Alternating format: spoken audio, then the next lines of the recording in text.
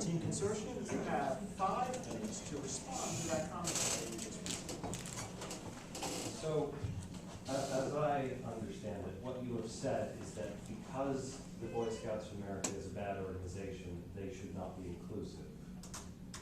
And we never said that we believed in the Boy Scouts of America as it is. It may very well be a bad organization. And if that's the case, then it should change. And that should start with being more inclusive.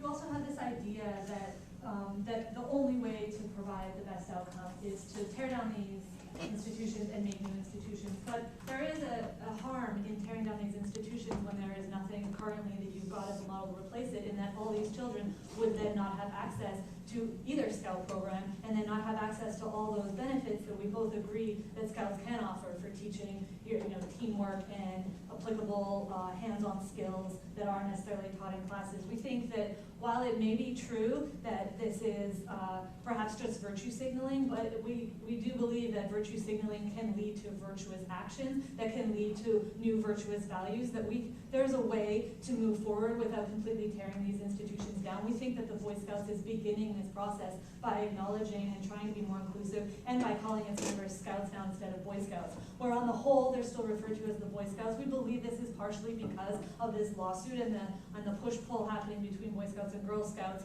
And this is a political machination. This is not necessarily indicative of the entire applicability of the whole institution to survive. We believe if they're taking steps to move forward and they're taking steps to be inclusive, that rather than tearing them down and creating a whole new institution, that we have an opportunity here to allow a well-established institution to change and become not just virtue signaling, but virtue active. You can't expect them to change immediately just because they've now recognized girls as part of their organization. That doesn't mean that everyone in the organization still agrees with that. It takes time to cycle out those old views, to bring in these new modern perspectives of boys and girls inclusively. And And even like you have to like change like other things, like say like signs, ads, like you have to go like through like the copyright process, like just to change everything like from the Boy Scouts to, I think it was the Scouts they were called now, if I recall correctly. And in the meantime, that if you're saying tear down these institutions, then this is like a whole generation that potentially wouldn't have access to these benefits because we'd be tearing down the institution and trying to enact one that's not just virtue signaling, but completely perfect. And also in a world where we recognize that, for societal reasons, there have been a lot of gender biases. We're not expecting change overnight, and we're not willing to tear down every institution just perhaps because they're virtue signaling. We believe that part of corrective justice is giving the opportunity for some of these organizations that have had faults in their past to take responsibility for those faults and change on their own instead of just tearing them down and starting over. We believe this speaks to children as well of the redemptive properties of it's okay, you can make mistakes, and they might even be terrible mistakes, but instead of throwing everything away or tearing everything down, that this is something that you have an opportunity to recognize your mistakes and make changes going forward. And even if at face value, you're just apologizing because, like children, we're told to apologize when they do something wrong or selfish, even if they don't necessarily believe it, because eventually they will learn to understand why. We believe this is another thing here, that even if they're just virtue signaling, this still gives them the opportunity to show children that you can just do this, even if it's just virtue signaling, because then you will learn and eventually you will, grow, and there is redemptive power in that. Like even like the United States, we haven't had the best past slavery and such, but we didn't tear down the whole organization just because we had a lot of wrongs, we changed those, in order to better the future. And we believe believe too that as part of this redemptive process, that the Scouts are going to be more interested in including more feminine activities. They're not just going to be doing this like strength and boy activities. They're going to be looking for finding more gender neutral activities or more both gender beneficial activities as part of this virtue signaling. It's going to be an important part of their image, which is going to provide many benefits. Okay, thank you. Well, judges, you will now have 10 minutes to question Team Consortium. All right. Do you guys see any value to gender-specific spaces? I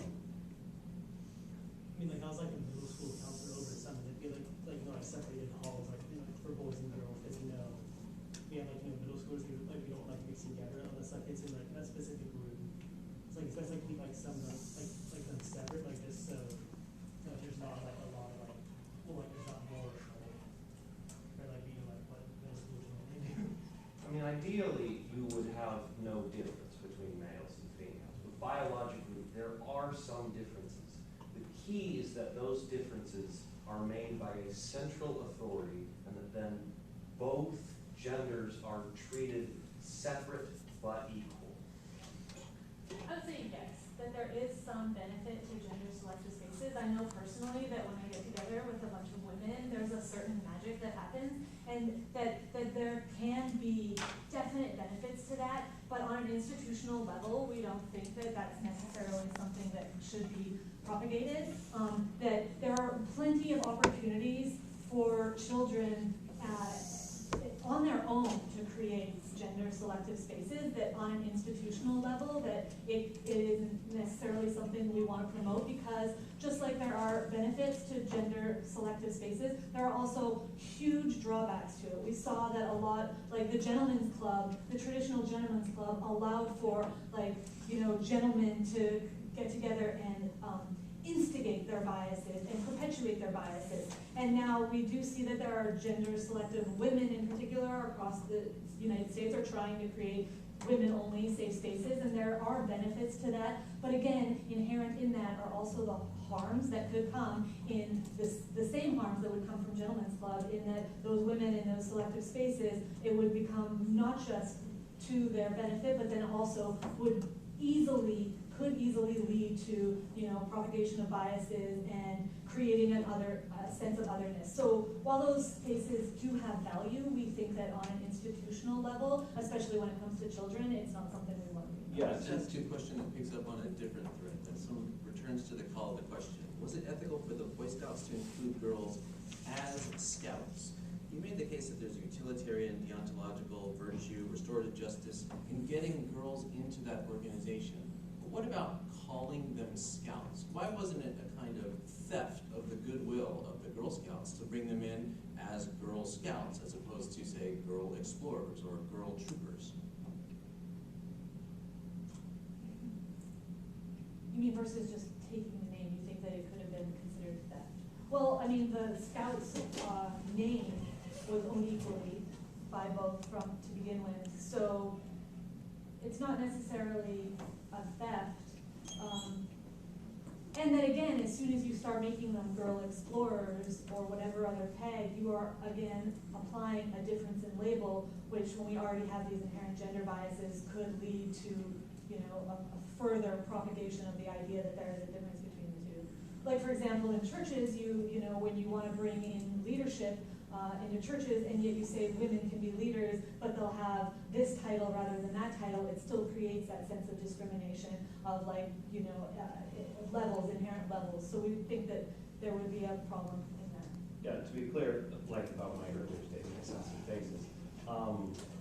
Well, I believe that in certain situations it is necessary to separate boys and girls. Overall, I do believe that you should try to be as inclusive as possible, to not make any form of discrimination if you can. Was there no way for this organization to achieve that level of inclusivity without causing the goodwill of one organization to be drawn into their organization, and without causing the confusion of once upon a time I knew what Girl Scouts were and now I'm not sure where they belong, which organization I think? Yeah, I'm I'm not sure that there would have been a good way, because the name Scouts is just such, it's like so inherently a part of our culture to understand it as a Scouts program, that I would argue that in fact, on behalf of the Girl Scouts, that it's actually, it's to their detriment that they're not more willing to work. Like, ideally, you can have the Boy Scouts and the Girl Scouts organization together, combined together to create a Scouts program. And in fact, the fact that the Girl Scouts haven't done this, that they've instead taken, punitive action against the Boy Scouts, speaks to the fact that they're actually not even virtue signaling, and they're not recognizing this need to eliminate gender bias. So I think that there probably, given the circumstances, maybe wasn't a way that they could have rolled it in together, given that the Girl Scouts were kind of unwilling.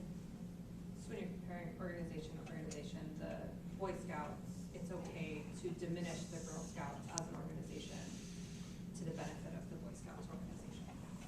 Not to diminish, I think that the Girl Scouts organization is diminishing itself by not recognizing the need to eliminate gender bias and by taking punitive measures against the Boy Scouts. Basically, they're acting out of fear and fear of loss of power or fear of loss of influence, rather than out of any benefit that it would, provide or give to their children.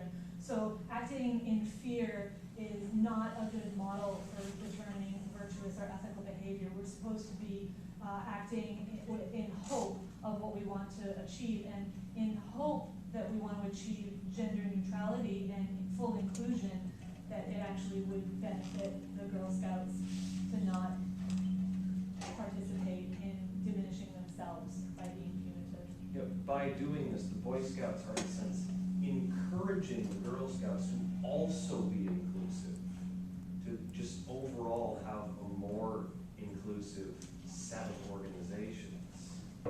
Do the Boy Scouts get to make that decision for the Girl Scouts? We were speaking earlier about whether there's ever scenarios in which you would have single gender settings. It seemed like there was some debate back and forth on whether those can be virtuous. If the Girl Scouts have said we have a protected space where some of those are virtuous, why did the Boy Scouts get to unilaterally make the call? Well, because the Girl Scouts didn't. I mean, both organizations that existed for years had the opportunity to become more inclusive, and the Boy Scouts were just first. And again, while there's benefits to having, gender selective spaces, on an institutional level, it's important to remember that there's no specific difference between boys and girls. So there's no justifiable reason at an institutional level to treat them differently. And so creating safe spaces may be fine on on like small scales, but at an institutional level, we need to be recognizing there is inherent equality in these two. Is the idea of equality specifically tied to there being no difference, or is it possible, would you consider it possible that a society could still be equal while maybe celebrating differences? Absolutely, it should be celebrating different differences, but the equality is that there is there are differences, but none of enough distinction to warrant them being treated equally and to warrant needing different institutions or different spaces. I think that more ideally what we would want is to celebrate these differences within an institution that has both parties, so both parties are celebrating the differences of each, rather than saying we're going to have the girls over here celebrating how girls are different, we're going to have the boys over here celebrating how boys are different. Rather, at an institutional level, we put everyone together and then celebrate the differences together. What about environments like women's shelters or the YWCA? Do you see benefits in those organizations? And do you think that they would be more virtuous if they added men? That's a situation which what I mentioned about biology comes up. I don't really want to get too specific about that, but men are often perpetrators of crimes against women, and those are spaces where they can be safe from those men. And also that part of that is done to protect those least well off, because those people have been subject to harms by men. So in in order to protect them in a space of healing, they're given a male-only environment. You know, and then the idea being in those women's shelters that they're there while they heal, and then they're not there indefinitely as a part of this program forever. They're eventually going back out into the world with both genders. But the fact that they're vulnerable, uniquely vulnerable, because they have been affected by violence, that it is important to protect them from that as a higher right than this institutionalized non-violence. Should the Boy Scouts have to do anything to compensate the Girl Scouts for their alleged harm? Either that there is now confusion and they get less enrollments because people who otherwise wanted their services now end up at the Boy Scouts? Oh, that's a great question. I think that would be a wonderful opportunity. So maybe like a portion of dues paid by the girls go towards, you know, supporting them. But ideally what we would want is the Boy Scouts and the Girl Scouts to become a unified organization together again that both benefit. Okay, very good. Judges, please take a moment to